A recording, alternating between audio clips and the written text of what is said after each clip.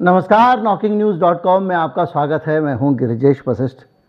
पूंजीवाद पूंजीवाद पूंजीवाद, पूरी दुनिया में पूंजीवाद की चरस बो रखी है अमेरिका ने। सारी दुनिया के बड़े बड़े राष्ट्राध्यक्ष अमेरिका जैसा बनना चाहते हैं और अमेरिका जैसी आर्थिक नीतियां लाना चाहते हैं, और हमारे देश वाले तो पगलाए हुए हैं उसके लिए। ये जो कंपनियां बेची जा रही हैं, ये सब भी उसी के तहत बेची जा रही हैं। कई सारे इंटरनेशनल एग्रीमेंट साइन किए जा रहे हैं, ये भी पूंजीवाद के रास्ते पे किए जा रहे हैं। और ये डायलॉग जो आते हैं, व्यापार करना सरकार का काम नहीं है वगैरह वगैरह, ये सब भी अमेरिका की नीतियों का अनुसरण करने के लिए किया जा रहा है। चीज़ों को प्राइवेटाइज कर दो, सब्सिडी मत दो, चीज़ों के दाम बढ़ने दो, चीज़ों को वेस्ट होने दो, ख़राब होने दो। मतलब जितनी ज़्यादा चीज़ें ख़राब होंगी उतनी ज़्यादा, इसीलिए आप देखते होंगे अलग अलग कंपनी, एक ही कंपनी नया मॉडल निकालती है तो उसके पार्ट्स भी अलग आते हैं, ताकि जो भी आदमी पार्ट्स खरीदे दुकानदार, उसके वेस्ट हो जाए। तो जो भी है, ज़्यादा से ज़्यादा कंजम्पशन बढ़ाना है, खपत बढ़ानी है। खपत का मतलब यूटिलाइजेशन नहीं होता है। कई बार आप चीज़ें खरीद लाते हैं और फिक जाती हैं, लेकिन उसका इस्तेमाल नहीं होता है। तो ये पूंजीवाद का मकसद होता है। और इसके साथ साथ सारा देश, सारा तंत्र, सारा सिस्टम अपने अपने देश के अडानियों और अंबानियों के घर भरने में लगा रहता है। ये पूंजीवाद है। लेकिन पूंजीवाद का प्रेरक, प्रणेता, पूंजीवाद का पितृदेश अमेरिका किस हाल में है, ये समझना भी ज़रूरी है। कहीं मत जाइए, चैनल को सब्सक्राइब कर लीजिए। मैं अभी हाजिर होता हूँ।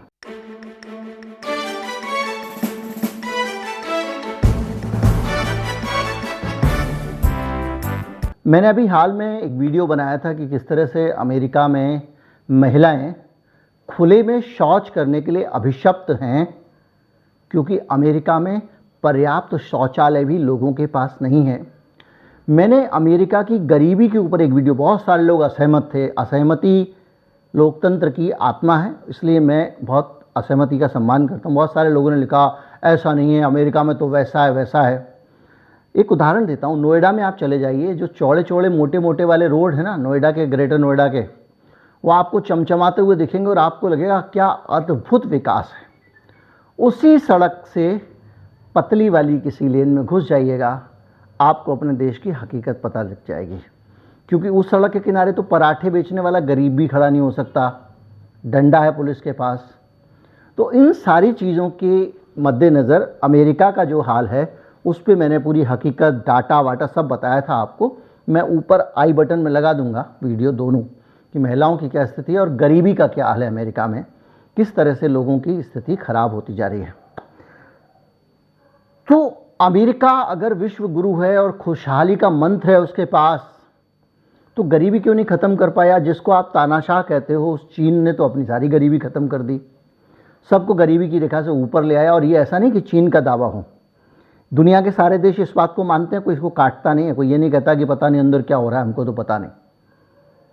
वहाँ पे कर्मचारियों का शोषण है, उनसे ज़्यादा काम लिया जाता है, उनकी वर्किंग कंडीशंस अच्छी नहीं है। इस पर भी मैंने वीडियो बनाया चीन पे। इसलिए अक्सर लोग खांचे में डालने की कोशिश करते हैं। अच्छा, चीन समर्थक होगा, अच्छा अमेरिका समर्थक होगा। मैं किसी के पास जाता नहीं और किसी की परवाह नहीं करता, इसलिए जो अच्छा लगता है, सच्चा लगता है, वो बोलता हूँ। खैर, तो अब उस पूरी चीज़ों के बीच में अभी तक तो अमेरिका के सर पे क्या आ रहा था? गरीब लोग मर रहे हैं, मरने दो। जनता मर रही है, मरने दो। हमारे जो बड़े बड़े उद्योगपति हैं, वारेन बफेट है, ये है, वो है, बिल गेट्स हैं, इनको खुश रहना चाहिए। इनको बिजनेस की कमी पड़ रही है तो यहाँ से दिला दो, वहाँ से दिला दो, इस देश से दिला दो, उस देश से दिला दो। पूरी दुनिया में अमेरिका वाले जाके कारोबार कर रहे हैं, कोई वहाँ पे अड़ नहीं सकता। टैंक, बंदूक सब तैयार खड़ा हुआ है। कुछ नहीं तो वॉर करा दो, हथियार बेच लो, खटारा हथियार बेच लो। लेकिन अब अमेरिका की स्थिति ऐसी हो गई है कि अमेरिका दिवालिया होने के कगार पे खड़ा हुआ। और ऐसी स्थिति का बुरा असर उद्योगपतियों पे भी पड़ता है। अगर बैंक लड़खड़ा रहे हैं तो वहाँ के जो बड़े बड़े पूंजीपति हैं, उनके पास पैसा कहाँ से आएगा? मान लिया कुछ लोग हैं, अमीर लोग, इन्वेस्टर हैं, उनके पास पैसा, लेकिन फिर भी बैंक की ज़रूरत तब भी पड़ती है। बैंकों का ब्याज महंगा हो रहा है, इससे पैसा किसको कम मिलेगा? उद्योगपतियों को ही कम मिलेगा। भाई, भारत में ब्याज की दरें कम की थी मनमोहन सिंह जी ने, तो इसलिए की थी कि दबा के इंडस्ट्री लगाने वालों को सस्ते में ब्याज मिले, वो खूब इंडस्ट्री लगा लें। यही नीयत थी। अब जो है कभी मैं इस पे वीडियो बनाऊंगा कि सही मॉडल क्या हो सकता है भारत में, जिसके कारण भारत की जो इकोनॉमिक रफ्तार कई गुना ज़्यादा हो सकती है, और उस मॉडल में कैपिटलिस्ट भी खुश रहेगा, उस मॉडल में आम आदमी भी खुश रहेगा। खैर, लेकिन ये जो लोग बैठे हैं सत्ता में ना, ये वो काम नहीं कर सकते हैं। बड़ी खास बात बताऊं आपको। अब हुआ ये है कि 2 बड़े बैंक डूब ही गए, आपको पता है, बाकी बुरे हालत में हैं और उनके पास पैसे नहीं हैं। और अभी तक वहाँ पे 1 लाख करोड़ से ज़्यादा पैसे, 1 लाख करोड़ डॉलर से ज़्यादा पैसे लोगों ने वहाँ के बैंकों से निकाल लिए हैं। अब बैंकों की हालत ख़राब है, पैसे देने की हालत नहीं है। इसके साथ साथ डॉलर जो है वो दुनिया में डॉलर को एक बड़ा चैलेंज मिल रहा है। उसकी वजह ये है कि भाई आपने डॉलर को आप महंगा करते जा रहे हो, तो इंटरनेशनल ट्रेड में लोग जहाँ काम चल रहा है ना बगैर डॉलर के, वहाँ कोशिश कर रहे हैं चला लो।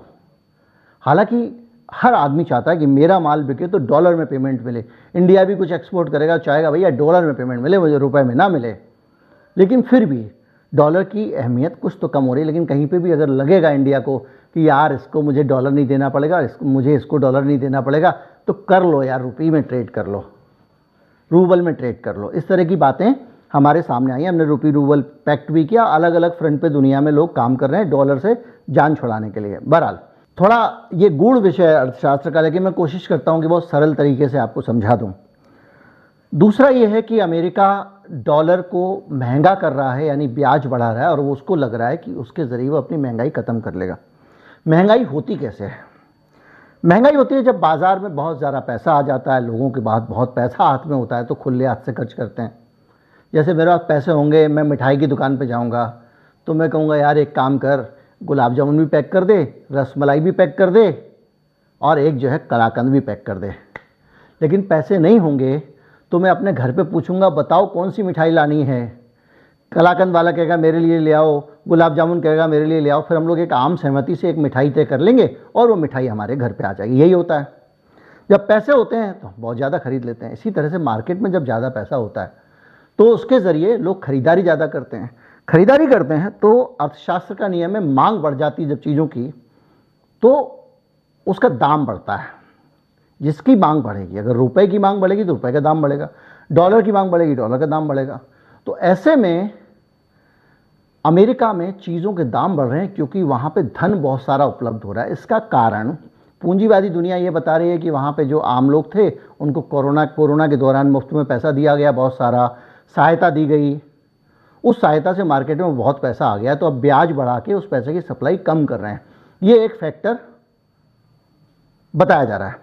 लेकिन इस फैक्टर में 2 चीज़ें हैं।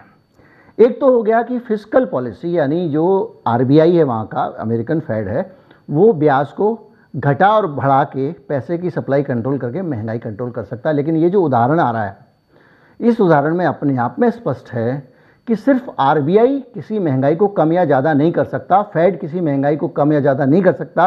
किसी भी देश का सेंट्रल बैंक जिसको कहते हैं वो महंगाई को कम या ज़्यादा अकेले नहीं कर सकता। वो थोड़ा असर डाल सकता है, लेकिन ज़्यादा असर सरकार की नीतियों से पड़ता है कि जैसे अमेरिका में नीति ने बहुत से लोगों ने पैसे बांटे। दूसरा, अमेरिका अगर पूरी दुनिया को लूट रहा है, अंधाधुंध कमाई कर रहा है, 2 के 4 गुने बना रहा है, तो उसके कारण देश में धन आ रहा है।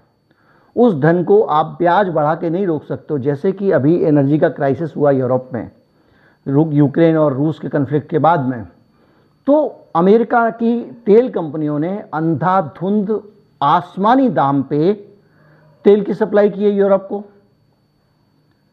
तो ऐसा करने से जो पैसा आ रहा है, आप बहुत सारा हथियार बेच रहे हो यूक्रेन में, उससे पैसा आ रहा है। तो कई तरह से जो आप माहौल बनाते हो उससे जो पैसा आ रहा है, उसके कारण जाहिर बात है डिमांड बढ़ेगी और आप महंगाई को कंट्रोल नहीं कर पाएंगे। और महंगाई को कंट्रोल करने के नाम पे आप डॉलर महंगा करते जाएंगे, मतलब ब्याज बढ़ाते जाएंगे। और जब ब्याज बढ़ाएंगे, डॉलर महंगा करेंगे, तो पूरी दुनिया में डॉलर की डिमांड पर असर पड़ेगा। जिसकी डिमांड ज़्यादा होती है उसका दाम बढ़ता है, लेकिन जिसका दाम बढ़ता है उसकी डिमांड भी कम हो जाती है। इस पूरे अर्थशास्त्र को जब आप समझते हैं तो इसके बीच में आपको एक चीज़ समझ में आती है अमेरिका में, और वो ये हो रहा है कि अब जीडीपी टू डेट रेशियो होता है। एक किसी देश की टोटल उत्पादन, उस देश का जीडीपी तो बड़ा तकनीकी शब्द है, पूरे देश में मिला के जितना भी उत्पादन लोग कर रहे हैं, फैक्ट्रियों में सामान बन रहा है, यहाँ सामान बन रहा है, वहाँ सामान बन रहा है, तो जितना उत्पादन हो रहा है वो सारा उत्पादन जोड़ दो तो वो होता है जीडीपी। और जो उत्पादन जितने भी का कर रहे हो, जितने करोड़ डॉलर का कर रहे हो आप उसका कर रहे हो, और जो आपका कर्जा आपके ऊपर है, उसके बीच में अर्थशास्त्रियों ने एक अनुपात तय किया हुआ है कि इनके बीच में एक रेशियो होना चाहिए कि भैया 100 रुपये की अगर आपकी जीडीपी है तो 70 रुपये से ज़्यादा कर्जा किसी देश के ऊपर नहीं होना चाहिए। ये एक आदर्श स्थिति है। अभी जब भारत में जब इस पे मैं वीडियो बनाता हूँ, बताता हूँ कि सरकार ने भारत में बहुत सारा कर्जा ले लिया है, तो हमारे कई मित्र कहते हैं कि साहब आप, अमेरिका ने भी तो लिया हुआ है। तो अब आप देखिए अमेरिका की हालत। तो क्या हुआ कि अमेरिका में जो है, जो ये रेशियो है, ये बहुत ज़्यादा ऊपर चला गया है, और इसके कारण अब ये हो रहा है कि उनको जब ज़्यादा कर्जा होगा तो आपको ज़्यादा ब्याज चुकाना पड़ेगा, और ब्याज चुकाने का मतलब ये उत्पादन ज़्यादा हो तभी तो चुकाएंगे। तो उत्पादन के अनुपात में मेरे ख्याल से 140 या कितना गुना जो है वो इनका रेशियो है। तो उस वजह से क्या हो रहा है कि वो ब्याज चुकाने की स्थिति नहीं बन रही है, और देश का काम चलाना है। अगर आपने कर्जा, ऐसे समझिए ना कि आपने ईएमआई आपकी आ रही है 30,000, तनख्वाह है आपकी 40,000, तो घर नहीं चलेगा ना सर। तो आपको क्या करना पड़ेगा, और पैसे चाहिए होंगे। तो आपको पैसे चाहिए होंगे, इसके लिए ज़रूरी आपको और लोन लेना पड़ेगा, लेकिन बैंक ने लिमिट लगाई हुई है, इससे ज़्यादा लोन नहीं लेंगे। लेकिन देशों के मामले में लिमिट लगाई जाती है संसद की तरफ से। तो एक डेट सीलिंग होती है, यानी अमेरिका की संसद ने तय कर दिया है कि भैया इनको इससे ज़्यादा आपको कर्जा नहीं लेने देंगे। तो वहाँ की सरकार कह रही है भाई सीलिंग बढ़ा दो, वरना हम डिफ़ॉल्टर हो जाएंगे। कैसे डिफ़ॉल्टर हो जाएंगे? जैसे श्रीलंका हुआ था, जैसे पाकिस्तान हुआ। क्या आप कहेंगे अमेरिका के बारे में बोल रहे हैं, ज़रा सोच के बोलिए, सचमुच।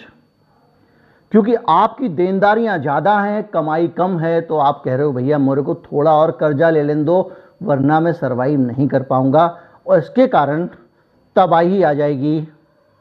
और अगर तबाही आई और अमेरिका ने डिफ़ॉल्ट किया तो 70 लाख से ज़्यादा नौकरियां एक झटके में अमेरिका में ख़त्म हो जाएंगी। 5% गिरावट जीडीपी में एक साथ आ जाएगी, और इसका मतलब जानते हैं पूरी दुनिया हिल जाएगी। सिर्फ अमेरिका नहीं, भारत भी उसका हिस्सा होगा। ये सारी स्थितियां जो हैं, ये सारी स्थितियां बता रही चिंता की बात है। और ये मैं खुद नहीं कह रहा हूँ, जेट येलेन जो हैं, वो अमेरिका के जो फाइनेंस मिनिस्टर हैं, उन्होंने ये चेतावनी दी है और कहा है कि अमेरिका जून तक, कुछ महीने बचे हैं, कर्ज के भुगतान में डिफ़ॉल्ट कर सकता है, यानी कह सकता है कि हमारे पास कर्जा चुकाने के लिए पैसे नहीं। सबसे अमीर देश है दुनिया का, पूरी दुनिया में हुकूमत चलती है इसकी, इसके आगे चूं चपड़ नहीं कर पाता कोई भी देश, उसका ये हाल है। और वो कह रहा है कि डेट लिमिट पार कर चुका है, और उसने संसद से अपील की है, वहाँ के वित्त मंत्री ने, कि जल्दी से जल्दी भैया और कर्जा ले लेने दो, वरना हम कर्जा नहीं चुका पाएंगे। कर्जा चुकाने के लिए कर्जा चाहिए। अडानी वाली दशा हो गई अमेरिका की। अब ये सब चल रहा है, इसमें एक व्यापक असर इसका ग्लोबल फाइनेंशियल स्टेबिलिटी पे होगा, और वो देखना है।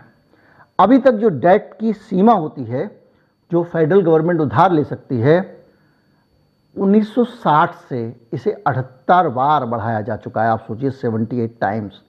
यानी अमेरिका की सरकार ऋणम कृत्वा घृतम पिबेत से चल रही है, बार बार और कर्जा लेती जा रही है। जैसे कि और एक आदमी ईएमआई लेता जाए, फिर बोले मेरा फर्नीचर, अब मैं घर का इंटीरियर भी करूँगा, उसके लिए भी कर्जा, सोफे लाऊंगा उसके लिए भी कर्जा, बेड लाऊंगा उसके लिए भी कर्जा, टीवी लाना है, वो एलईडी टीवी कर्व वाला महंगा वाला, उसके लिए भी कर्जा किए जा रहा है। मैं फॉरेन टूर पे जाऊंगा उसके लिए कर्जा। ऐसे करके ये 60 से 78 बार 78 टाइम्स कर्जा अमेरिका बढ़ा चुका है। और अभी हाल में दिसंबर 21 में, अभी साल भर हुआ है, इसे बढ़ाया गया और 31.4 ट्रिलियन डॉलर किया गया था। लेकिन अब फिर अमेरिका के पास पैसे की किल्लत होती गई है। 2022 में मैं आपको कह रहा था कि जो 140% है, उसकी जगह ये जो डाटा है ये कह रहा है डेट टू जीडीपी रेशियो 2022 में 120% पहुंच गया था, और ये सेकेंड वर्ल्ड वॉर के दौर से भी ज़्यादा, भारत का भी 100 पार कर गया है, जान लीजिएगा। 1945 में 114 था। देखिए भारत का क्या है कि भारत में बहुत ज़्यादा इसको लेके अच्छा कैलकुलेशन नहीं है। केंद्र सरकार के कर्जे तो आपको दिखाई देते हैं 70% के आसपास हैं। इसके अलावा जो राज्य सरकारों के कर्जे हैं वो कहीं हिसाब में नहीं होते हैं। प्रशासन के स्तर पे कर्जे हिसाब में नहीं होते हैं। बहुत सारे बॉन्ड सरकार ने जारी किए होते हैं वो हिसाब में, तो बहुत सारी चीज़ें इसमें अगर जोड़ लें तो भारत का भी लोग बताते हैं कि 100% से ऊपर पार कर चुका है। तो 2 साल में लगातार बढ़ रहा है और ये 1945 में 114 था और अब 120 पहुंच चुका है। 120 मतलब क्या? 100 रुपये की जीडीपी और 120 का कर्जा, ये है। और 2020 से अब तक अमेरिका का कुल कर्ज 8.2 लाख करोड़ डॉलर बढ़ चुका है, जबकि पहले ये 8.2 ट्रिलियन डॉलर तक पहुंचने में से 230 साल लगे थे। यानी 8.2 लाख करोड़ डॉलर जो पहुंचा है, इससे पहले इसको पहुंचने के लिए 230 साल लगे थे, जो काम इसने 2020 से लेकर अब तक कर दिया है अमेरिका ने। और ये लगातार से अब भी कह रहे हैं कि भैया हमारा काम नहीं चलेगा। अमेरिका का कर्ज 2033 तक 51 ट्रिलियन डॉलर तक पहुंच सकता है, यानी अगले 10 साल में से 20 ट्रिलियन डॉलर की ज़रूरत होगी। यानी बहुत सारा कर्जा चाहिए, तभी हम देश चला पाएंगे। और इसको कर्जे को आप कानून के हिसाब से इतना नहीं ले सकते, तो वो कह रहे हैं भाई साहब, संसद से कह रहे हैं अपनी कि भाई लिमिट बढ़ा दो ताकि हम और कर्जा ले सकें। और लगातार लिमिट बढ़ाए जा रहे हैं। तो आप सोचिए, जो कर्ज के भरोसे चला है, ऋणम कृता घृतम कृपेत वाला देश है अमेरिका, जिसको हम बहुत बड़ा प्रेरणा का स्रोत मांगती है पूरी दुनिया। और इसके कारण जैसे मैंने आपको बताया डॉलर की कितनी बुरी हालत हो गई है। चीन ने सऊदी अरब, फ्रांस, रूस और ब्राज़ील के साथ अपनी करेंसी में सौदे करने शुरू कर दिए हैं। ब्राज़ील ने दुनिया से कहा है कि भैया अमेरिकी डॉलर से छुटकारा पाओ। कई देशों ने अपनी करेंसी में ट्रेड करना शुरू कर दिया है। ये सारे हालात चल रहे हैं और अमेरिका का डिफ़ॉल्ट होता है तो क्या होगा, इस पर कुछ एनालिसिस हैं। और इसमें जो है मूडीज़ एनालिसिस है, और जो मूडीज़ है, मूडीज़ आप जानते हैं एक संस्था है जो अध्ययन करती है आर्थिक मामलों का, उसके चीफ इकोनॉमिस्ट हैं मार्क जेंडी। उनके मुताबिक अगर अमेरिका ने डिफ़ॉल्ट किया तो इससे लाखों लोगों को नौकरी जा सकती है और देश मंदी की चपेट में। ये सब जानकारी मैं आपको समझा चुका हूँ, अभी डाटा की डिटेल में जा रहा हूँ और ये रेफरेंसेस डाल रहा हूँ। 70 लाख लोगों की नौकरी जा सकती है। 2008 की तरह वित्तीय संकट में दुनिया फंस सकती है। 2011 में अमेरिका डिफ़ॉल्ट के कगार पर था और पहली बार अमेरिका की जो रेटिंग है उसको परफेक्ट रेटिंग AAA थी, उसको डाउनग्रेड करना पड़ा था।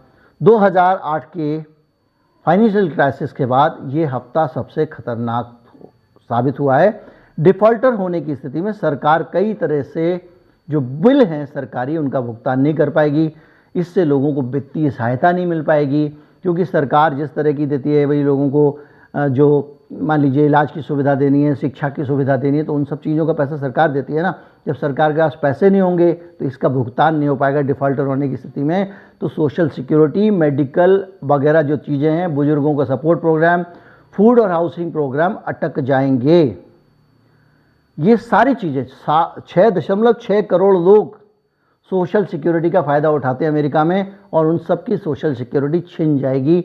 10 लाख से अधिक जो सैनिकों का वेतन है अमेरिका में, उसके ऊपर खतरा आ जाएगा और इससे देश की अपनी रैंकिंग भी प्रभावित होगी। और इसके बाद में अमेरिका के पास में और कोई रास्ता नहीं है कि भाई साहब मान जाओ, भाई साहब और कर्जा ले लें दो, ताकि इस मुसीबत को टेम्परेरी बेसिस पे टाला जा सके। लेकिन बकरे की अम्मा कब तक खैर मनाएगी? आपकी जीडीपी की बढ़ोतरी से ज़्यादा अगर आपकी कर्ज की बढ़ोतरी होगी तो एक ना एक दिन आपको डिफ़ॉल्टर होना ही है। और अमेरिका के वो दिन नज़दीक आते दिख रहे हैं। उम्मीद करता हूँ वीडियो अच्छा लगा होगा। ज़्यादा से ज़्यादा लोगों तक पहुँचाएँ। ज़्यादा से ज़्यादा लोगों तक पहुँचाने का मतलब ये होता है कि लोगों को पता चले, चैनल के मामले में नए लोगों को पता चले। और सब्सक्राइब नहीं किया है तो चैनल को सब्सक्राइब कर लें। नमस्कार, जय हिंद।